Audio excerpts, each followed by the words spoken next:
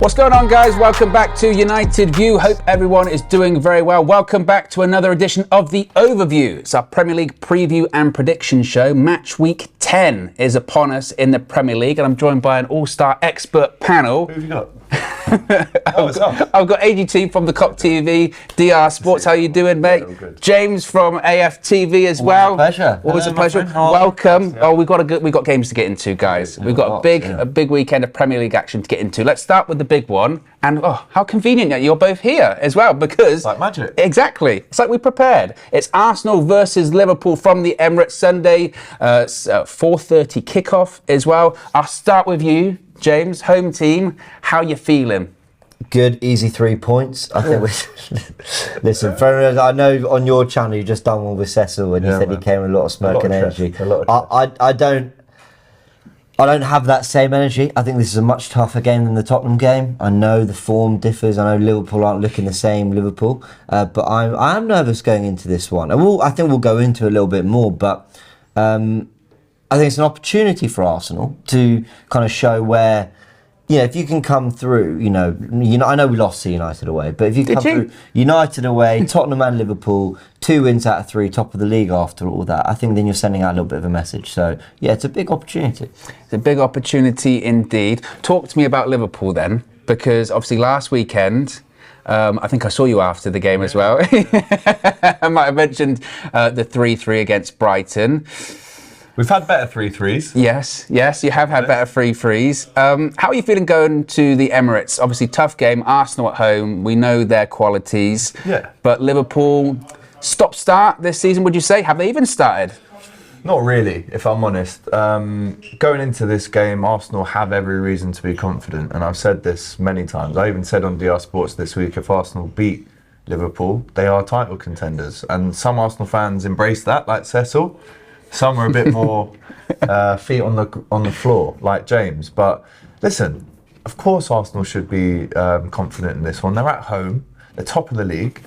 But, and there is a but, even though Liverpool have been playing poor, we improved a little bit against Rangers on Tuesday night. I was there. It was almost a war between the two sets of fans. That was incredible. That was crazy. But what I will say is, let's not forget Liverpool's recent record at the Emirates.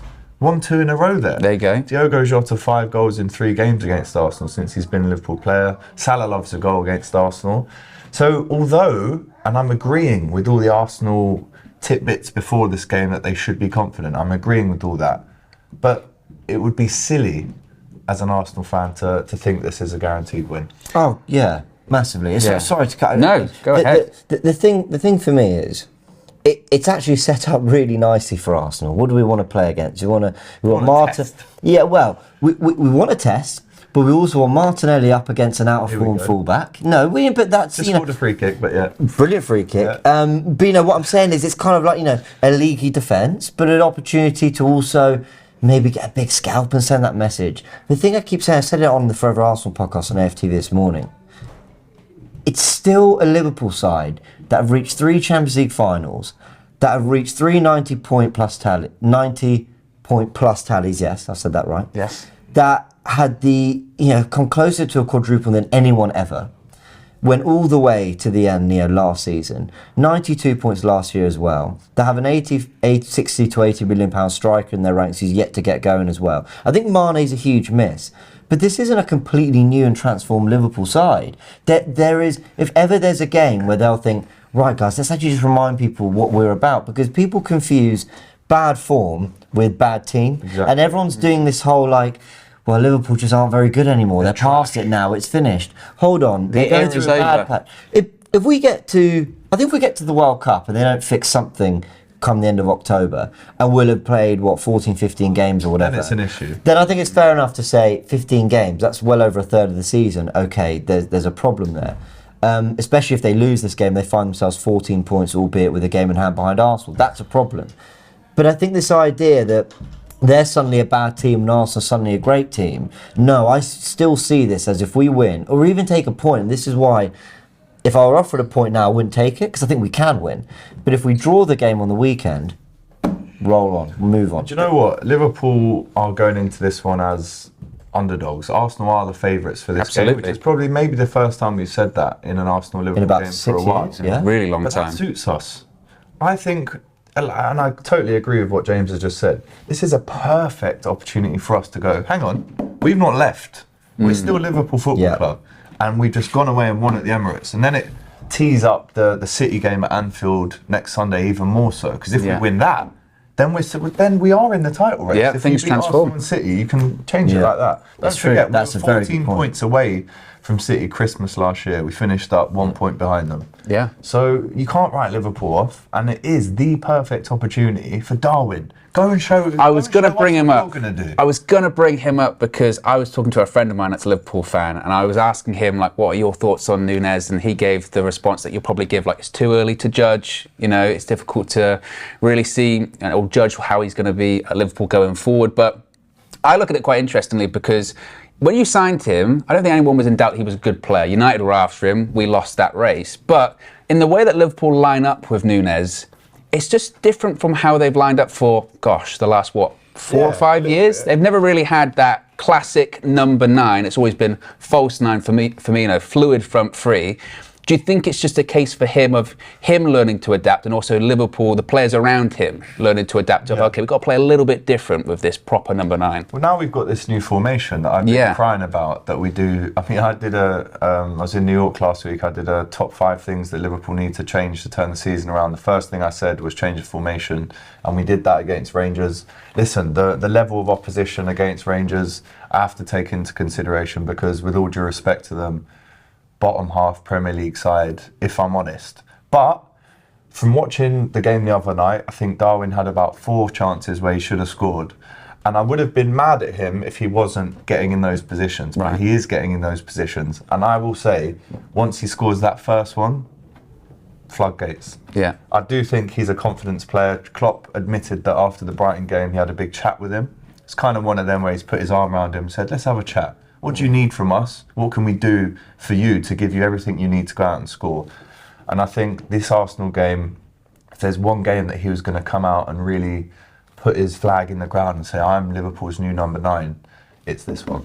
Because there were a couple of games, obviously that Community Shield, he played well when he came on in that one. Obviously against Fulham, he scored in that one as well. 2 and 2. And then and it felt like 4 in pre-season. The game before. It felt like the red card for him just kind of derailed everything. I don't know if it was confidence or the scrutiny was then really on him, or that little break didn't help him. I don't know. But to James, Martinelli versus Trent.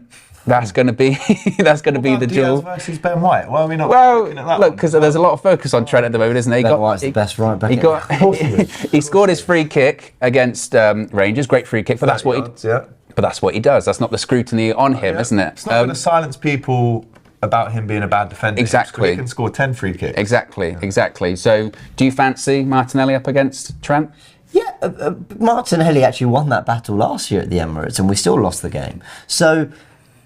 Yeah, Arteta that was at Anfield, wasn't it? The "you never walk alone" stuff. Have you played that in training this week? No, I don't think so. Were you playing? We've been playing. Our song. Yeah. Maybe Klopp's playing that. No, I don't think he's ever heard of it. Listen. It's our new thing. Okay. Yeah. Yes, that's one area of the pitch, but my thing is kind of like it's the midfield, man. Well, so I saw your new formation. I think, was it Thiago and Henderson holding with Jota in front? As the double pivot. Look, the beauty of these previews and predictions is when you make something, you put something out there and you get it wrong, it can look really silly. But at the risk of doing that, I think it would be a big mistake for Klopp to adopt that against Arsenal. Now, you might win the game 4-3, 3-2 or whatever. We've done that at the Emirates before. And I think there's something to be said for let's just try to outscore the opposition, because quite frankly, that's what we're doing best at the moment. But what Arsenal have done so well at the moment is develop a system in which we play through Partey. Now, if Jota's going to be on Partey, then I can kind of see how that works. But the minute you break through that first Liverpool press, and you've got Odegaard and Xhaka, who's been enjoying himself in this new role, Saka and Martinelli picking up pockets, Jesus, we know he rotates, and it's only Henderson and Thiago there to protect an already shaky back four. That feels very light for me. But again, they might not care, because they'll say, cool, you do your football, we'll handle it as much as we can, but we'll do our thing in the final third. Then fine, that might be the idea, because Liverpool have it's not been going right quite at both ends of the pitch. I know you could have scored more against Brighton, but you also could have conceded more. So I don't know with Liverpool. I think a lot of it's confidence. I think it goes back to Nunez as well. I understand a different type of profile of player to Mane, and he's, I guess, a little bit more of a physical presence. But Mane he could hold up the ball as well. He was very physical. Overly physical. Yeah, he was very strong as well. I think it's confidence. I think it is. He just needs to be better. I think a lot of this is really silly. It's sure to make the formation. Sure, you've got to adapt to changes. But if everyone just raises their level a little bit more, then the confidence comes back and they'll be back to normal. Do you know what it is as well? We've only been ahead for 110 minutes this season. Wow. And that was 90 minutes against Bournemouth. We battered them. Yeah. I think we were ahead for 10 seconds against Newcastle, won the game. And there was another 20-minute period in another game where we were ahead. For us, it's all about the first goal. Yeah. If you score the first goal, we'll have to do what we always do this season, fight back, try and nick a draw or whatever. But if we score first this season, and I'm not saying that we don't concede because we have scored first this season and still drawn the game, but if we score first, I think it could be a long night for Arsenal, but it's exactly the same if they score first. It's such a cliche. I could First see us, goal wins it. Well, that, and I could see us winning 3-0 or losing 3-0. Yeah. I feel the same. I'm exactly You the same. think Arsenal have got a 3-0 loss in their locker this season? Well, we're still a very... If you knock the right doors, you can we're a very young team. We're still a very young team, and I know that gets thrown about maybe sometimes to protect us a little bit from the real aspirations and expectations, but they'll have to come through adversity at some point. And they came through the Man United thing really well. The response against Brentford a whole 2 weeks later was very, very good. And then 2 weeks later, the North London derby. So they've come through those little things. But Liverpool they're just something, let's repeat. Quadruple chase. Yeah. 92, 99, well, how many points? 90 and 97. 92, 96 and 99 is really bad. 3 Champions League finals. You don't just become shit overnight. You really don't. And I'll always be aware of that. Listen, if it were March and we'd be talking about Liverpool and I'd be saying, different all season they've been struggling and, it's different. This is still early in the season, so I am wary. And listen, I think Arsenal will give them a good game. We gave you guys a good game in the 2-0 defeat. That was the shame. So we've shown we can take another one of them. Yeah. They think that they've done well and we still win. I'll take that. Absolutely. I wouldn't. Well, prediction time then. I'll start with you. Home team. 2-2. 2-2 draw. I'm going 3-2 Liverpool win. And do you know what? This is one of the fixtures in the Premier League that's thrown up the most goals in any fixture. So there's going to be I think there'll be goals. Absolutely. Yeah, it's a bit of a bloodbath, isn't it? I'm going to go with... Chuck a red card. Who knows? I fancy Arsenal to win. I do. I think I'm going to go with a 3-1. I think it might be quite decisive. I do. Arsenal playing well at the moment. Whoever wins this game at home, a big message out. Either team. 100%. Yeah, that's a good point. Yeah, absolutely. But there are plenty of other games as well. So be sure to smash a like on the like button. Be sure to subscribe, bottom right hand corner. Let's talk about my team. Let's talk about Manchester United. By the way, Sunday, 7 o'clock kickoff. That's never happened before, ever. Why is that? I don't know. I think it's just broadcast stuff. 7. I guess maybe someone wants the game, but you got the Europa League on the Thursday. Coming out the stadium at 9 o'clock. Yeah, it's crazy. It's crazy. I feel bad for the fans, travelling. That's horrible. But all them Londoners got to get back, don't they? Everton versus Manchester United. I saw a video you did the other day talking about does Frank Lampard deserve more respect? Have they conceded, I think, the least amount of goals in the Premier League? Yeah. They've got the best. Is that right? I believe so. Wow, there you go. I made that video. Yeah, second After best. City, I think. Yeah, I don't think that's something to shout about when you're not winning games, though. It's true. I mean, they have won 2 in a row. I'll give them that. But they've been very, very narrow wins. Yes. They haven't. I don't think they've scored 3 goals in a game for a long time. So you can have a non-leaky defence. They kept a clean sheet against Liverpool, but if United can, what kind of crowd can we expect from a Sunday at 7? Probably quite a good one. Probably a good one. Probably, and because Everton are going to be up for it. But if United score first, Everton will totally fold there, I think. So I did make this video on my channel, and it found the Everton fan base. So I'm pally with them because they all enjoy. You don't want to be friends with them, lot, mate. Well, I'm liking them a lot. I've never been friends with them. They were enjoying the fact that they were actually being I can imagine Everton fans have been on the end of a lot of criticism about their team for many years now. And by the way, rightly so, because Everton, I think the way they've operated for a long time in terms of the signings they've made, the managers they've appointed, have deserved the criticism. But I do want to give Frank Lampard credit. I did then and I will now, because if you look at their last 6 results, I think they're undefeated, and that includes draws at tricky places like Leeds and Brentford. They drew with Liverpool. They've now beaten West Ham at home, and they've gone away to Southampton and won. And the thing about Everton that annoyed me was I felt they were a side that were languishing in kind of anything between 8th and 12th, and they wanted to basically spend the big bucks and cheat their way to 6th place. Well, we'll get Marco Silva because he seems pretty progressive as a coach, and you sort of. It's never sat well with me, kind of their model, what they've tried to do. I think they just needed to be sensible this year. They needed to literally just go, right. Back to basics. Back to basics. Tarkowski and Cody. One on a free, one on a loan. Brilliant. Let's go and get a sensible midfield. You've got one Holding and Gay, a Iwobi with a bit of creativity, Onana box to box who looks really good. And then you've got Gray and Gordon either side of either Mopé or Calvert-Lewin, who albeit needs to get fit.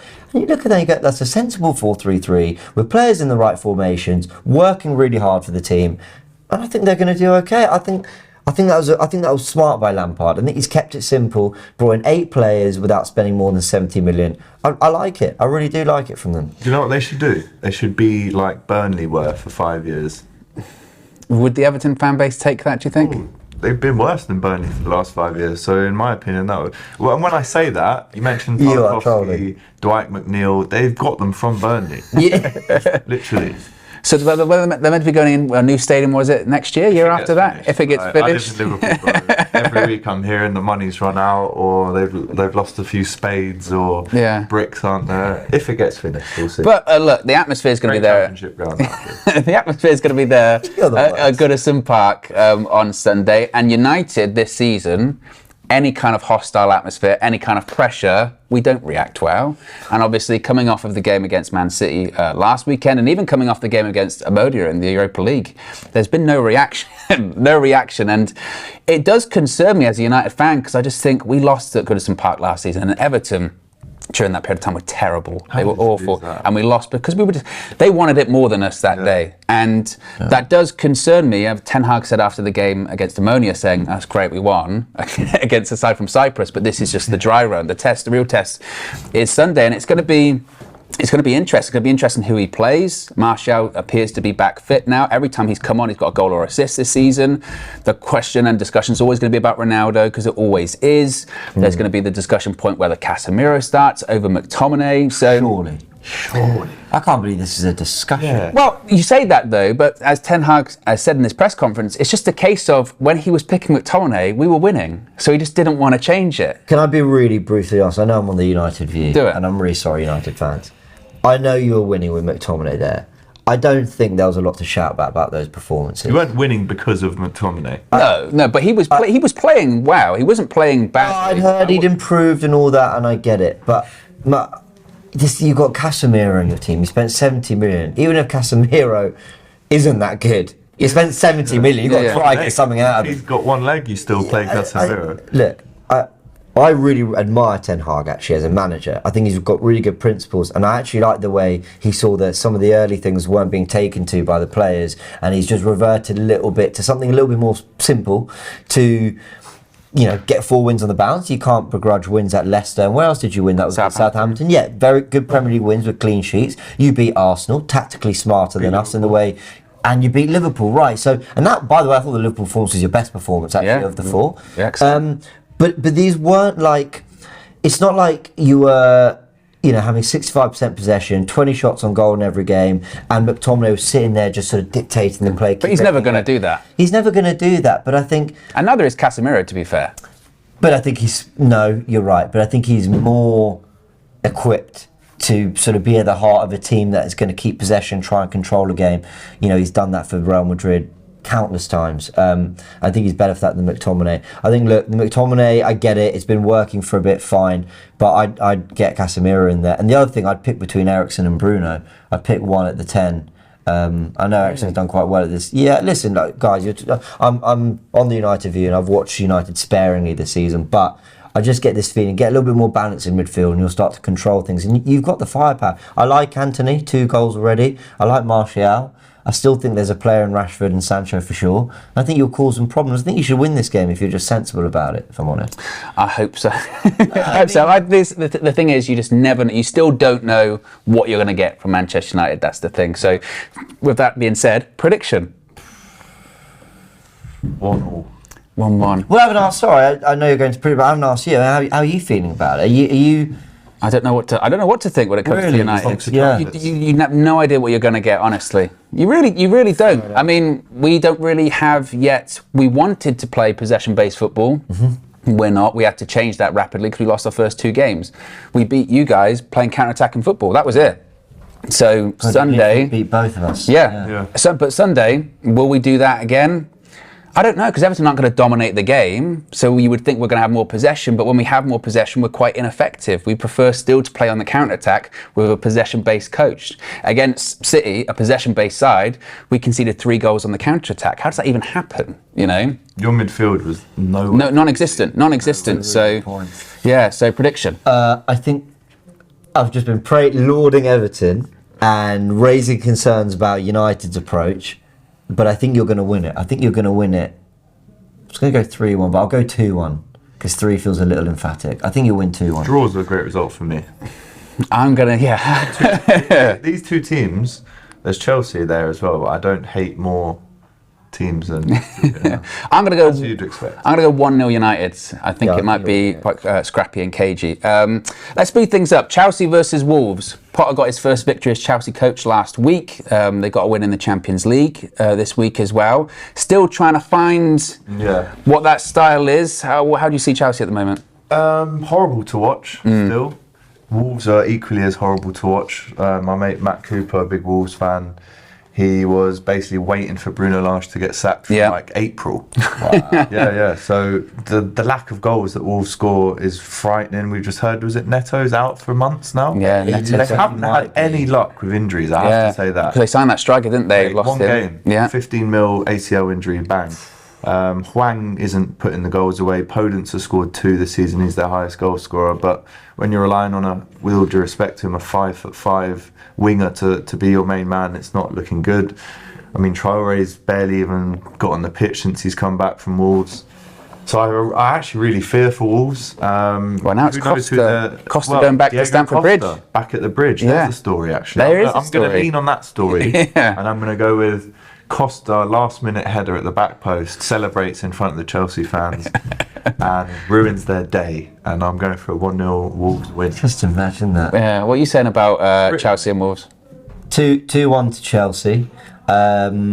Potter will get them playing good football. I think he's really tried a couple of different formations and a couple of different ideas, and he'll stumble on something. Well, not stumble on something. He'll come to something soon, I think, because they've got talented players there. I'm impressed with what they're getting out of Aubameyang because, you know, his form dipped massively at Arsenal. I think a lot of that, you look at the way Jesus plays now, I don't think Aubameyang could do that, but he can put it in the back of the net, whether he's swivelling against Palace or he's finding that pocket in the box against AC Milan. They're 2 very, very good. I do think the score against Milan flattered them a little bit. Milan were really poor, surprisingly poor. A lot of players out. 3-0 maybe flattered Chelsea a little bit. Okay. I echo what you said about Wolves. They're kind of like, I actually don't mind watching them, but they just don't score any goals and they kind of concede to it. It's kind of weird. They're kind of from one box to the other in the middle bit. They're kind of okay, and then fart and no poo. Do you know what? That's exactly it. Sum Wolves up. That's fair enough. I think a good manager gets something out of Wolves. I really do look good. I think just thinking of them over and over now. Yeah. I think a good manager gets no pint or froth. Pretty much. Good manager gets something out of Wolves, I think. I'm going to say Chelsea beat them comfortably. I think 2-0. I don't see Wolves putting up much of a threat. I think not that Chelsea will play well. Both sides I find actually really dull to watch at the moment. I think that'll be a really dull game, to be honest. But I think Chelsea will win. 3 p.m. kickoff. Yeah. Yes, it is. It's a dull game. Thank you. Yeah, exactly. Let's talk about Brighton. Yeah. Brighton versus Spurs. What a team, man. What a team. What a team, Brighton. Yeah. I have to say, sometimes when I watch Brighton, they're so criminally underrated. In fact, are they underrated though? Because we got a bit of stick when we drew. There was one of the girls on the channel said, we made them look like Real Madrid. So did we. But they are. so did we. Tell you what, a lot of clubs are. Some of the best scouts in world football, Brighton do. I don't know. Someone needs to scout their scouts. Yeah. If that even makes sense. That's a brilliant. And Spurs, they're just drawn away in Europe. The tide and the fans have started to turn against them now. Which I guess you would do if you haven't. Well, yeah, of course. They're not playing well. They're not playing well in the league or Europe, and they might not even make out of that group in the Champions League. So, but that's Conte in the Champions League, isn't it? Yeah, Conte is awful in the Champions League. His records, terrible. Atrocious. But I'm going for a 2-1 Brighton win.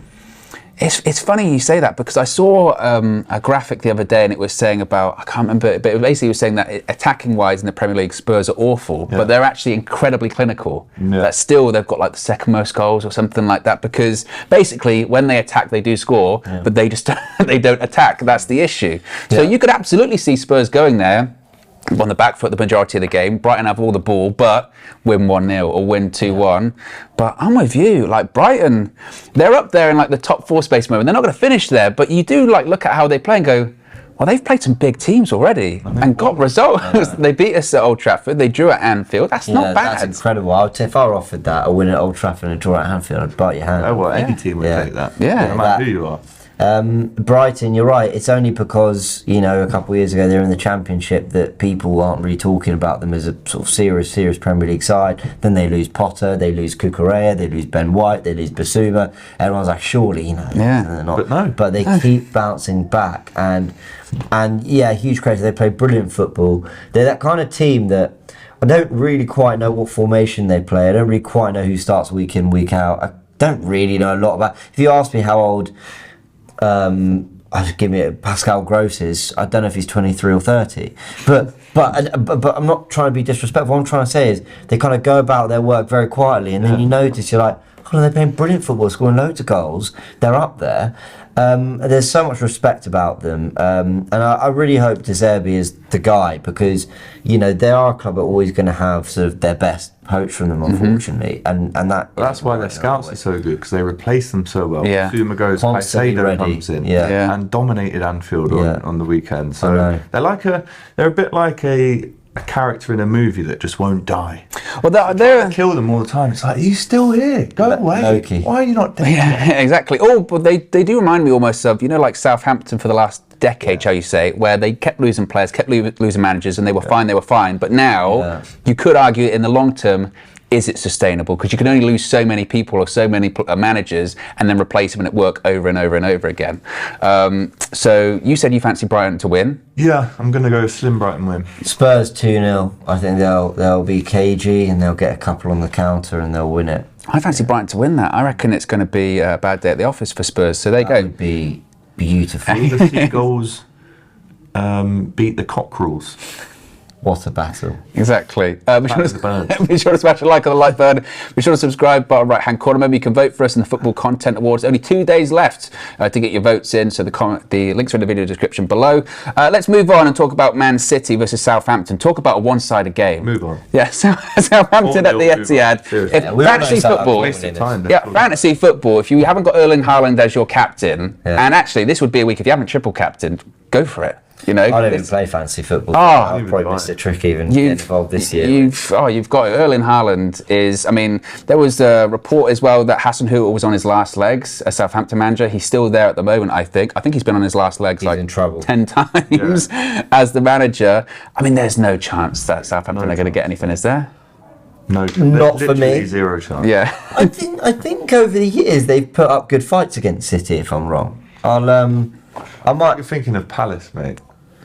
I might have phones on set. I might have a little look at their head-to-head record. But I have a feeling. Whilst you two chat away. Yeah. City will win this, but I don't think this will be like a 6-7-0. Why do you think that? Well, that is literally what I was about to ask you. I was saying they've lost 9-0 under Hasenhüttl a couple of times. I could absolutely see this happening again. Yeah. Absolutely. Do you know what? It wouldn't even surprise me if City broke the Premier League record. And if Haaland's, 415 signatures to discuss in Parliament to deport Erling Haaland from the country due to the fact that he's not actually a human, he's a robot. Yeah. I mean, honestly, the more we talk about it, it's just pointless, mate.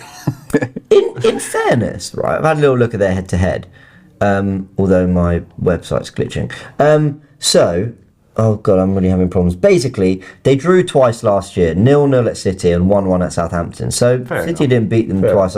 Then the year before, okay, they lost 5-2, but then 1-0. There's a lot of 1-0s, 2-1s, 3-1s. Maybe it's closer than I thought then, to be fair. Well, no, this game's completely different. I mean, basically, I think it will be 3-1, 3-0. I reckon they're going to get absolutely battered. 5-6-0 City. Really? Haaland, if you wanted to put a bet on him getting a hat-trick, you would do it again this weekend. I really do think that.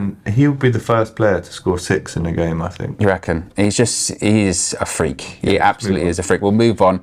We'll talk about Forest versus Villa. Forest. Steve Cooper signs a new Forest deal to 2025.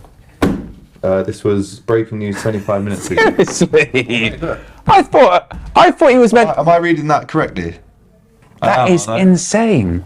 I thought it was the sack Yeah. notification, but That is wild. Forest are a strange club, man. the owner actually knows what he's just done. That is a wild situation. Because wasn't it? Yeah, Wasn't it there like one of their key recruitment figures has got the sack or was going to get the sack or something this week? Because how many players did they sign in the summer? Just the 23. Yeah, just 24, 25. But that is Just the staggering squad. because there was rumours of maybe Rafa Benitez going to Forest, etc. That is insane. You never know. This could be a smokescreen move that I'm so glad you actually said this, sack him man. next week. It's like that old the owner backs you, but Yeah. then next week you're sacked. But Vote of confidence. that's coming out and saying we're backing our manager. That's another thing to sign a new contract. And it's not like That's money. That's money. I can't believe they've made another signing. Yeah, How have exactly. they done that? How have they done that? It I would was surprise about me if to- he plays at the weekend. Listen, I think I heard this name, this game called El Sacico after that famous Tottenham, the Nuno versus Solskjaer. Yeah. And I thought this was going to be the same again. He signed a new deal. That's unbelievable. This is a Monday night kickoff. Yeah, Monday night kickoff under the floodlights at Forest. That's all I'm Do going to say. you know what I rate from Forest's perspective here? If Steve Cooper wasn't responsible for transfers, and he was basically like, I'll work with the group, but someone else does that, and the club are looking at it and going, this is clearly not your cock up, then I actually really rate them going, we are backing you because we put you in a bit of a mess, but you got us here and we'll sort everything I out. respect it. I actually really respect that. But if he was if he said, I would like 20 players, please, then you do not give out a contract to that guy because Yeah. that just does not work. Villa, I know Gerrard's your guy, I get it. 2 wins in a row for Villa? Is it? No, sorry, 2 wins in a draw. Can they draw? They drew against the City, didn't they? They drew Drew against City, then 1-2, and they've just drawn their last. So Okay, so I guess they're unbeaten. Was that Bit of right? a turnaround. There's something about Gerrard. I feel like people think he's good more than he is good, if that makes sense. My mindset with Gerrard and Lampard is that once the players get past, Hang on, Lampard. let me just say this. Gerrard has achieved way more as a manager than Frank Lampard has. Agreed. Let's just agree to that. 100% he has. Agreed. What you do with Absolutely. Rangers, Rangers Put is them on a level unbelievable. playing Is field. unbelievable. They're not. Gerrard's clear of Lampard. And you could argue with Gerrard Lampard as a manager. I really think I do. No way. I'm not convinced by Stevie. What has he done to ever show you any team that he's been at that you go, I really like the football they're playing at the minute? Okay, Derby, Chelsea, he should have got a derby up, I agree. But another day he wins that final, you win some, you lose some, whatever. So he could have had them promoted, but I agree with that team, he should have. But then that Chelsea side, that first year, when they just lost Hazard, he got them playing great football. They were real entertainers. They went toe-to-toe with some big teams that season as well. It was actually, he got the recruitment wrong that second summer, when they actually could recruit again. And I think he's learned from that at Everton. That's why I was so praising. With Gerrard, I just don't buy it. I don't know what it is. I think he's an okay manager, but I think people think he's like the heir to Klopp, and I don't see that. No, He's not good enough for Liverpool. My mindset is No, not now. once players get past the fact I'm playing for Steven Gerrard, I'm playing for Frank Lampard. What's behind that? What's the tactics behind that? But that's when it comes to, I think, surrounding yourself with good assistants, good coaches. I agree with you. I don't think Frank Lampard does the job that Gerrard does at Rangers. I don't think he'd do that. And to be fair, a bit like with Lampard at Everton, they would both look like they were in a bit of trouble 4 or 5 games ago, and now turn it around a little bit. And I fancy him to beat Forest on Monday. I'm going to go with Villa in. What are you saying? 1-1 for me. 2-1 Villa. Let's move on. Let's go through the rest of the games pretty quickly. West Ham versus Fulham, a London derby. Yeah, East versus South West. Yeah. 2 ends of the political spectrum, you could say, as well. Well, actually, these days they're probably voting for the same party, but let's not make this about politics. It's I'm going to strange turn. Yeah, Yeah. the overview. Yeah. West Ham win that one for me. I think Fulham's bubble has been burst a little bit. It was kind of overdue, their bubble to be burst, and boy did it get burst. They lost 4-1, didn't they? To Newcastle. Yeah, Early to red Newcastle. card. Early red. Yeah, I think West Ham with Skamaka and Paqueta are looking a bit dangerous now. They weren't really showing it at the start, but now they're looking a bit dangerous. They won their last game, so yeah, I'm going to go with the West Ham slim win, 2-1. What do you think? 2-2. I think they'll cause them. I think Fulham will cause West Ham problems. I'm going to go with a Fulham win.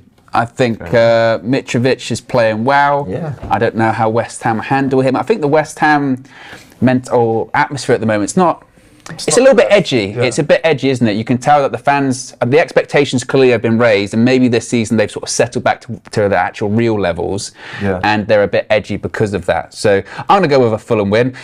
Bournemouth versus Leicester. Bottom of the table clash, that, isn't it? Yeah. This is going to sound crazy. I'm really glad Leicester got that win against Forest, and they did it the way they did. What was the final score? Was it 4-0? 4-0. Were they really good, or were Forest just really bad? Well, like it could be a bit of both. I sort of had one eye on the game and one eye on the risotto I was making. Nice. What a Monday night. Yeah, hard it is. feelable. Yeah, I was thank you going to very much. say. Yeah, it was That's a lovely. killer Monday, that, isn't That it? was, True yeah, Italian. yeah. Monday night football and risotto. Yeah, a little bit of risotto, parmesan in there. Oh, It was lovely. nice. Yeah, thank you very much. Bring it in one day. One Yeah. day we'll do a cooking show. 100%. To view. And I don't. Leicester aren't a bad. I don't think they're a bad team. Everyone's running away with this. Rodgers is finished. It's gone stale. The Leicester thing has crumbled now. They're showing their true colours. Or maybe not. They're not going quite that far. But I think there's still a good team there. There's some good players. They're going through a bit of a bad patch. And I'm glad they had a little bit of a statement win, which I know beating Forest, no offence, isn't exactly a massive statement, but we can still score 4. We can still, Maddison's still a top player. Barnes showed a little bit of what he's about, and I'm kind of glad that they reminded people what they can be about. I think they'll start slowly climbing the table now.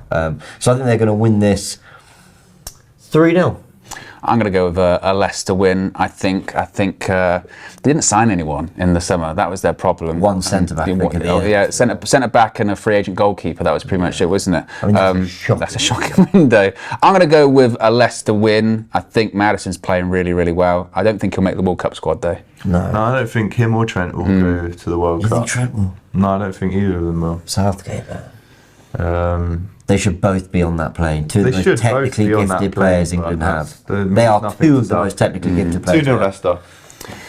Newcastle versus Brentford. Newcastle playing well at the moment. They still do feel a bit away because I saw someone, I think it was Ben Foster saying in a couple of years' time, Newcastle, they're going to be winning the league. They're not. They're not. Within the next 5 I would to 9 say, years, yeah, they might with the be next, up there. maybe a bit like, Before that. maybe like City were where even they got the money, what did it take before they even started getting challenging top 4? It was like 2 or 3 years, wasn't it? Top 4 was like But 2 or 3 years. Yeah. So you would say maybe they're that far off. It's But even harder now.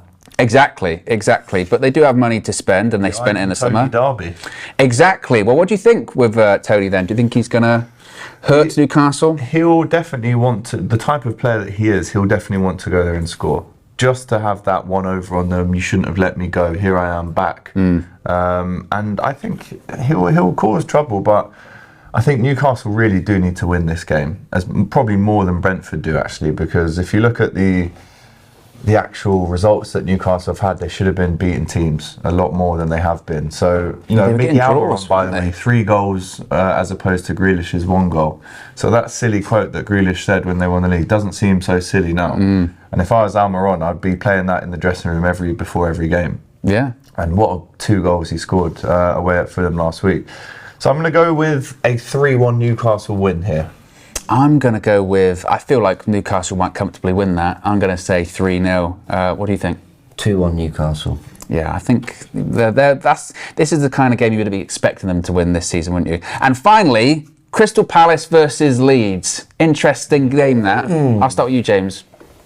Yeah, they kind of intrigue me, both teams. I kind of think, I look at their 11 and some of the players they've got. I like players like Brendan Aronson. Well, I say I like him. I liked him against Chelsea, so I decided then I quite like him. Definitely like some of Palace's players. I don't know if they've got a few injuries. I know they were a little rotated against Chelsea. But then every time I look at the table, they're never quite as high as I kind of expect them to be in that weird. I'm like, I like them, they're good sides. And then I kind of look. Oh, they're 16th. Yeah, and you go, oh. Yeah, a little bit. I know Palace have had a really tough start to the season. I'm going to go with the Palace win here. I think they'll win this 3-1. And they'll both be fine for the season, I think. And they entertain. Like, I like teams that, they've got good young players, they want to entertain, and yeah, I like what both managers are doing. I really like the Vieira showing he's a good coach. 2-2 for me.